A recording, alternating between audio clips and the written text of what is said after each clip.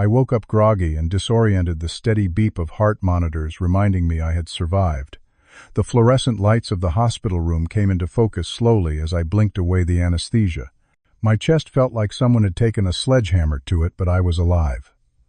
After 18 years of marriage to Amanda and raising our daughter Kayla through all our financial struggles, I thought I knew what love meant. I believed my family would be waiting, relieved and grateful. How wrong I was. It is amazing how a brush with death can reveal who truly loves you and who is just waiting for you to die. Before I tell you what happened next, let me know where you are watching from in the comments. Hit that subscribe button if you have ever felt betrayed by someone you trusted completely. The doctors had warned me that something was wrong with my heart 6 months before the surgery. At 42, I thought I was invincible despite the warning signs. As a construction manager in Portland, I pushed myself 2 hard-working 60-hour weeks to keep our family afloat. The mortgage on our modest 3-bedroom house was underwater after the housing crash, and my daughter Kayla had her heart set on an expensive East Coast college. I could never bring myself to tell her we might not be able to afford it. Amanda and I met in high school. Back then, her smile could light up my entire world. She was the popular cheerleader who surprised everyone by dating the quiet guy who worked part-time at the local hardware store. We married young, right after graduation, and I promised her the world. But 18 years later, that world consisted of a struggling middle-class existence that fell far short of her expectations. I noticed the changes in our relationship about 2 years ago. The warmth in her eyes when I came home from work had faded. Our conversations grew shorter, more functional. She started taking more care with her appearance, but never for me. At the time, I attributed it to the natural evolution of a long marriage. I was too busy working to question it further. Kayla and I had always been close. I taught her to ride a bike, helped with her science projects, and cheered at every soccer game. But as she turned 16, she became increasingly distant. Her attitude shifted from loving to tolerant. Again, I blamed normal teenage development. Work consumed so much of my time that I missed the warning signs in both relationships. 5 years ago, I took out a $750,000 life insurance policy. It seemed responsible at the time. If anything happened to me, Amanda and Kayla would be taken care of. The premium payments strained our budget, but I considered it a necessary sacrifice. Little did I know, I was financing my own replacement. The heart attack struck during a routine site inspection. 1 minute I was checking support beams, the next I was on the ground clutching my chest, gasping for air as my coworkers called 911. The pain was unlike anything I had ever experienced, like my chest was being crushed in a vice, while someone simultaneously stabbed me with a hot poker. In the ambulance, I remember thinking I might die without saying goodbye. When Amanda and Kayla rushed into the emergency room, their faces showed what I interpreted as concern. Amanda held my hand tightly as the doctors explained I needed emergency bypass surgery. The blockage was severe, and my chances of survival were roughly 50%. "We are going to take good care of him," the surgeon assured them. I watched Kayla wipe away tears, and Amanda nodded solemnly. My last thoughts before the anesthesia took effect were about my family. Had I done enough to secure their future? Would they be okay without me? The irony of those concerns would soon become painfully clear. I drifted in and out of consciousness for what felt like days after the surgery. The recovery room was a blur of masked faces, beeping machines, and the constant hum of medical equipment. Everything hurt, breathing hurt, existing hurt. The cocktail of pain medications kept me in a fog, but I was alive. The doctors called it a miracle. One of my arteries had been 98% blocked. "Your husband is doing remarkably well, all things considered," I heard a nurse tell someone, presumably Amanda. "The next 24 hours are critical, but we are optimistic." I tried to open my eyes, but could not summon the strength. Eventually, I was moved to a private room. The nurses came by regularly to check my vitals, adjust my medication, and help me with small sips of water. One particularly kind nurse, named Sarah, explained that my surgery had been successful, but recovery would take time. "Your family will be visiting soon," she said with a smile. "They have been calling for updates every hour." That thought comforted me as I drifted back to sleep. When I woke again, the room was quieter. The afternoon sun cast long shadows across the floor. I felt slightly more alert, though the pain in my chest remained intense. As I adjusted my position slightly, I heard familiar voices in the hallway outside my door. At first, the sound of Amanda and Kayla approaching brought comfort. Then, as their words became clear, that comfort transformed into something else entirely. The doctor said the surgery went well, but there could still be complications. Amanda's voice was low, but not low enough. Heart failure, infection, blood clots, any of those could finish him off. "How long do we have to keep coming here every day?" Kayla sounded irritated, not concerned. "Not long, hopefully."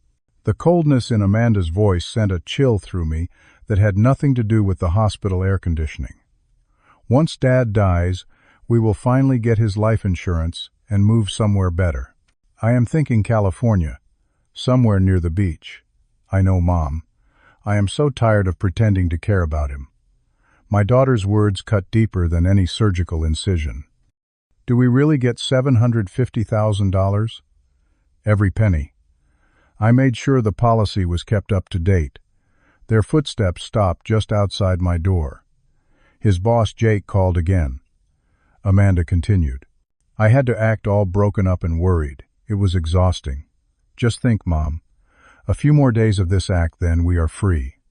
I quickly closed my eyes, forcing my breathing to remain steady as they entered the room.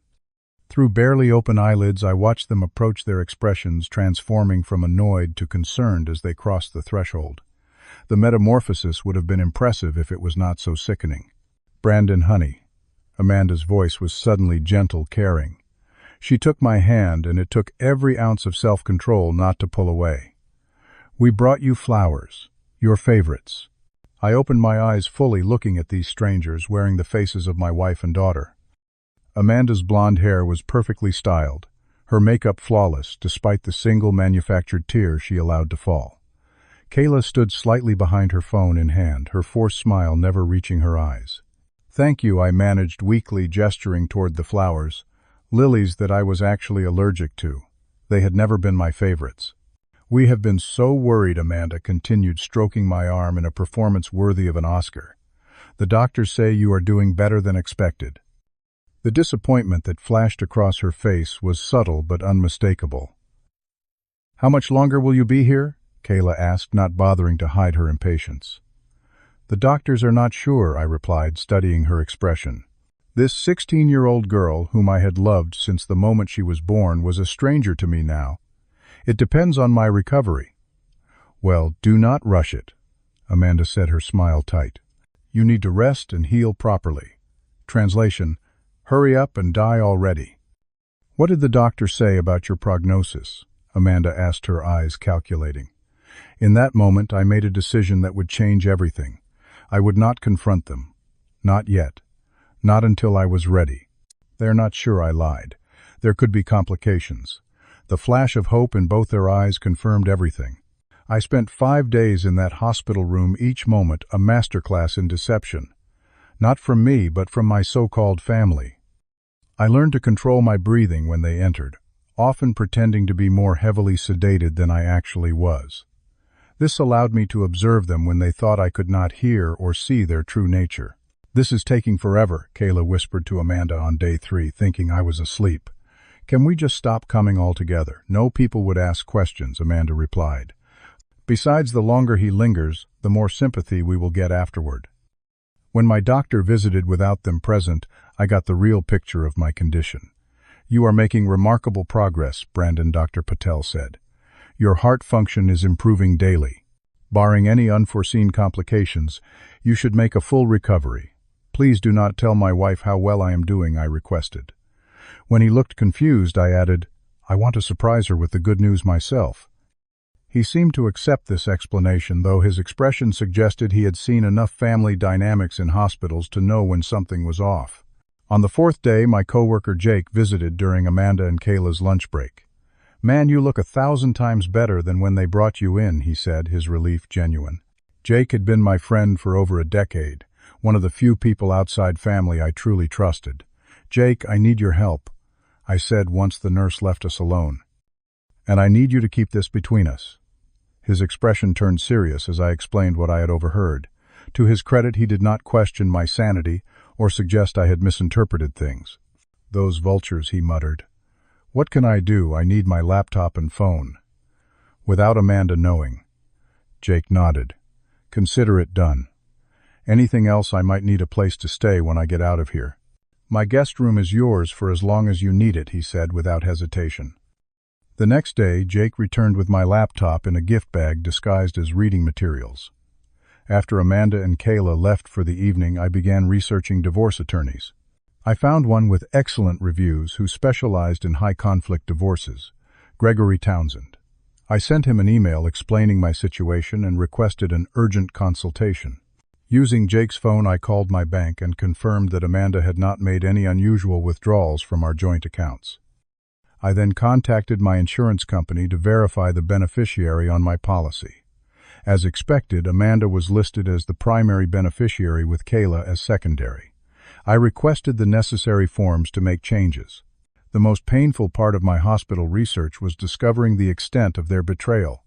Using the password that Amanda did not know I knew, I accessed her email account. There I found exchanges with a man named Daniel spanning back 8 months. Their relationship had clearly progressed beyond friendship. In one message, she complained about having to play the devoted wife while her husband was inconsiderate enough to have a heart attack before she could finalize her exit strategy.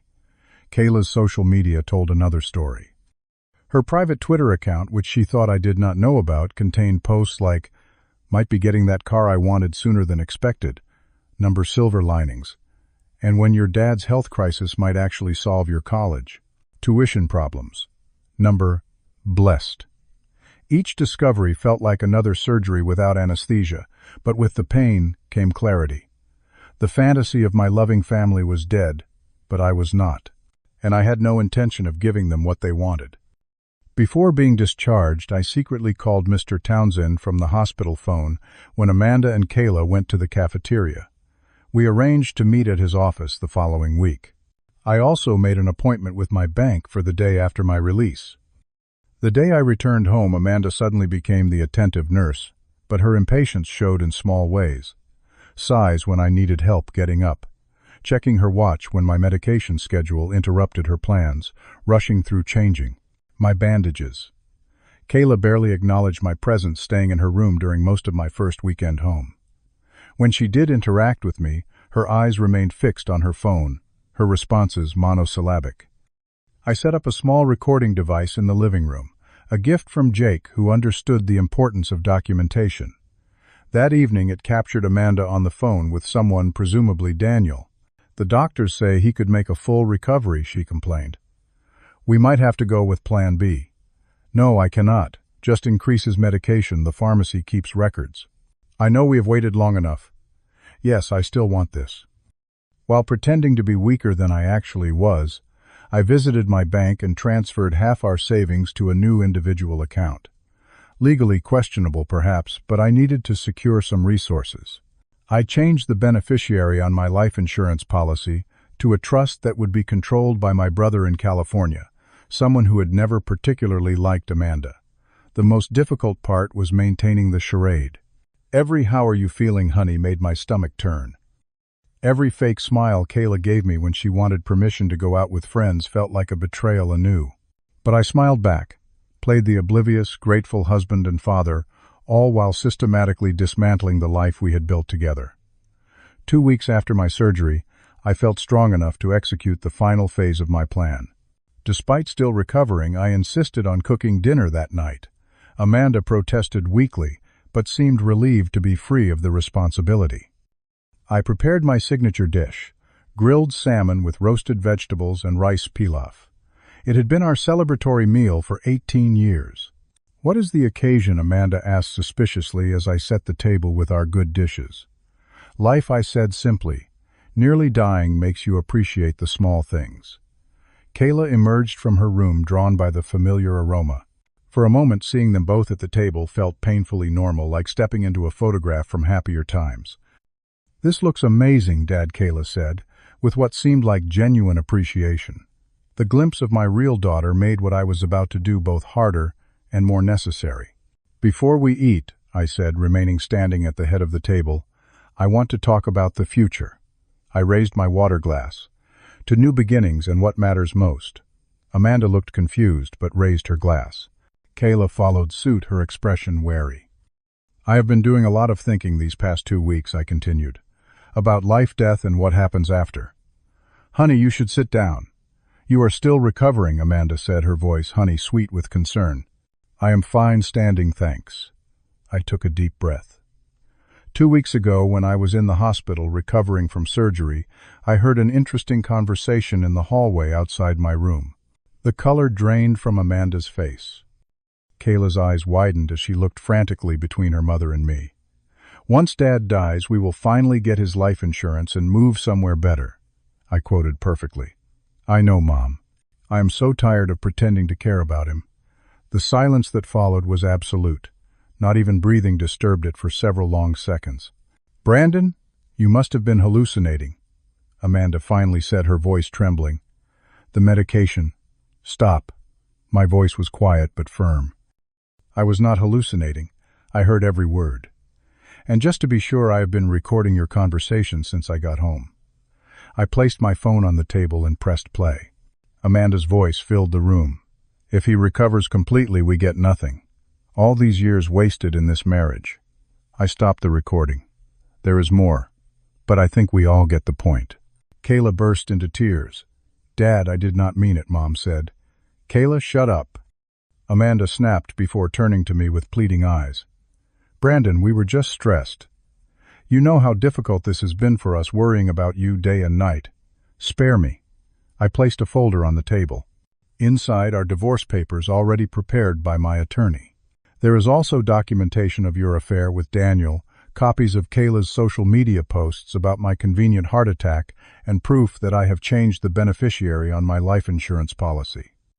Amanda's expression transformed from desperate to threatening in an instant. You cannot do this. I have given you 18 years of my life, and apparently you have been planning my death for quite some time. Not a great return on investment. I turned to Kayla, whose face was streaked with tears. As for you, we need to talk separately. She is 16. She just follows my lead, Amanda said quickly. You cannot turn her against me. Is that true, Kayla? I asked gently. Are you just following Mom's lead? Kayla looked between us, her young face crumpling. I did not want you to die, Dad. I swear. Mom kept saying how much better things would be, how I could go to any college I wanted, how we deserved more than this life. After a while, I started believing her. The raw honesty in her voice gave me the first real pain in my chest since leaving the hospital. Brandon, you are being ridiculous. Amanda tried again. We can work this out. Couples therapy. The time for that has passed. I nodded toward the window where headlights had just illuminated the driveway. That would be Jake and my brother Thomas. They are here as witnesses and to help me move my things. I will be staying with Jake until this is settled. You cannot just leave. Amanda stood knocking over her water glass. This is our home. The home that you could not wait to sell once I was dead. I shook my head. You are the one leaving tonight. The papers specify that Kayla stays in the house with me as primary guardian if she wants to. You can contest it, of course, but then all of this becomes public record. The doorbell rang. Amanda looked from me to the door, then to Kayla. Come on, Kayla, get your things. We are leaving together. She reached for our daughter's arm. Kayla pulled away. I want to stay, Mom. I need to fix this with Dad. After everything I have done for you, Amanda hissed. Like teaching me to wait for my father to die for financial gain, Kayla's voice had a new edge to it, clarity breaking through manipulation. The doorbell rang again, more insistently. Amanda grabbed her purse. This is not over, she said, her voice cold. Actually, it is, I replied calmly. It ended in a hospital hallway 2 weeks ago. You just did not know it yet. The weeks that followed were both the hardest and most liberating of my life. Amanda moved in with a friend, not Daniel, as I had expected. Apparently he had backed away quickly when he realized she would not be coming into insurance money after all. Kayla and I existed in an awkward limbo at first, both wounded, both uncertain how to rebuild. The first real breakthrough came 3 weeks after the confrontation, when she knocked on my bedroom door late one night. Dad, can we talk? Her voice was small, reminding me of the little girl who used to climb into my lap with scraped knees. We sat on the edge of my bed, the gulf between us, both vast and microscopic. "I do not expect you to forgive me," she began, eyes fixed on her hands. "What I did, what I said, it was unforgivable. Why, the question had burned inside me for weeks. Where did I go so wrong that my own daughter could wish me dead?" "You did not go wrong," she said quickly, finally meeting my eyes. "It was never about you failing us. Mom just... she always wanted more. She would tell me stories about the life we deserved, how unfair it was that we struggled while her friends from high school had vacation homes and luxury cars. And you believed her, not at first. But she worked on me for years, Dad. Little comments about how you chose your job over family time, how other dads provided better lives for their kids." Kayla wiped at tears. "When you got sick, she said it was from working too hard for too little return. She made it sound like your death would be this release for everyone, even you." The manipulation was so clear now. Amanda slowly poisoning our daughter against me year after year. In family therapy last week, Kayla continued. The therapist called it parental alienation. "Mom was turning me against you systematically. We had started therapy, separate and together, almost immediately. Kayla's therapist had suggested family sessions to rebuild our relationship. I believe that I said softly, 'But you are old enough to know right from wrong, Kayla.'" "I know." She nodded miserably. "That is why I cannot forgive myself." When I heard those words come out of my mouth at the hospital, part of me was horrified, but I was too deep in Mom's reality to pull back. It was like watching someone else speak using my voice. That night was the beginning of our healing. It was not immediate or easy, but it was real. The divorce proceedings moved forward. Amanda initially threatened to fight for custody, but her leverage disappeared when her affair with Daniel came to light. She tried turning friends against me, claiming I had emotionally abused her for years, but the recordings told a different story. My health improved steadily. 3 months after surgery, my cardiologist declared me fully recovered, better than before with lifestyle changes and medication. Work became a sanctuary. Jake had stepped up in my absence, and the company offered me a promotion to senior project manager with fewer physical demands and better pay. The irony was not lost on me. Had Amanda waited, the financial situation she resented would have improved naturally. 6 months after the hospital revelation, the divorce was final. Amanda received less than she expected, but more than she deserved. I had no interest in prolonging our connection through lengthy court battles. She moved to Seattle, not California, with neither beach nor insurance payout. Kayla remained with me, attending therapy weekly and working to rebuild her moral compass. The therapist helped her see how her mother's manipulation had distorted her values and perceptions. She started volunteering at the hospital where I had my surgery, sitting with cardiac patients who had no visitors. Life settled into a new normal. I even began dating again, cautiously. A coffee shop owner named Jessica, whose genuine smile reached her eyes in a way that reminded me what real connection felt like. "Dad," Kayla asked one evening as we prepared dinner together, our new tradition, "do you think people can really change?" Fundamentally, I considered the question carefully. I believe people can change their behaviors and choices. I am not sure about fundamental nature. "Why, I worry sometimes that I might be like Mom deep down," she admitted. "That someday I will hurt someone the way she hurt you. The fact that you worry about it is precisely why you will not," I told her. "Your mother never questioned herself or her actions. Self-awareness is the antidote to becoming what you fear." She nodded, absorbing this. "I am really sorry, Dad. I know, sweetheart, and I forgive you. The question is, can you forgive yourself?" "Working on it," she said with a small smile. Sometimes when I look at my life now, simpler but more authentic, I realize that surviving betrayal taught me more about love than 18 years of marriage ever did. Real love does not calculate your value based on financial potential. Real love does not count the days until your death. Real love simply wants you alive and well regardless of circumstance. Have you ever discovered that someone close to you was wearing a mask all along? That moment when the facade cracks and you see the truth behind the performance? Leave a comment below and share your story. Life is too short to surround yourself with people who are just waiting for you to die, metaphorically or literally. Hit subscribe if this resonated with you, and remember that sometimes the greatest gift we can receive is seeing people for who they truly are, even when that truth breaks our heart. Thank you for listening, and I wish you relationships built on genuine love and respect, not calculation.